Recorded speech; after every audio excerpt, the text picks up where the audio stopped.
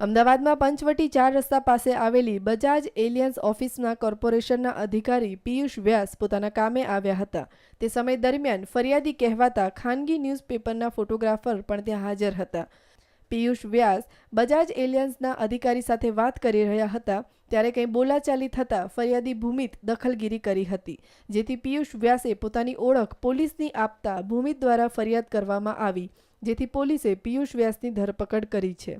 બોલાચાલી કરી કે ખોટી ઓળખ આપવા બાબતની ફરિયાદ દાખલ કરાવવા આવેલા, એની અમે ફરિયાદ લઈ આગળની તપાસ ચાલુ છે। હા, એટલે ત્યાં બધા આ ભાઈ સમજાય મેં આપણે સમજાવું તો સમજાય પછી મને ચોડવા માંડ્યા। આ તરફ આરોપી સાથે વાત કરતા તેણે જણાવ્યું હતું કે ફરિયાદીના તમામ આરોપો ખોટા છે અને ફરિયાદી દ્વારા મને ધમકી આપવામાં આવી હતી। આમ છો તેમ છો ફલાણા છો, તારું કાર્ડ બતાવ કે હું તને અંદર કરી દઈશ, હું તને જાનથી મારી નાખીશ, તું મને ઓળખે છે, આખા મીડિયામાં તને ચગાવી દઈશ, તું વ્યવસ્થિત વાત કરતો નથી, આમ તેમ તું ગમે તો મોટો ઓફિસર હતો, અમારે શું લેવા દેવા, આમને તેમ એમ કરીને મને કે તું નીચે આવ સીડીએ, અને એમ કરીને સીડી ઉતારતા ઉતારતા નીચે લાવ્યો અને મને ધક્કો માર્યો, સીડીમાં પડી ગયો। આરોપી દ્વારા આરોપો નકારવામાં આવી રહ્યા છે અને ફરિયાદી પોતાની ઓળખ આપી દખલગીરી કરી રહ્યા છે। પોલીસ આ મામલે અવઢવમાં પડી હતી કે ખરું કોણ અને કોણ ખોટું।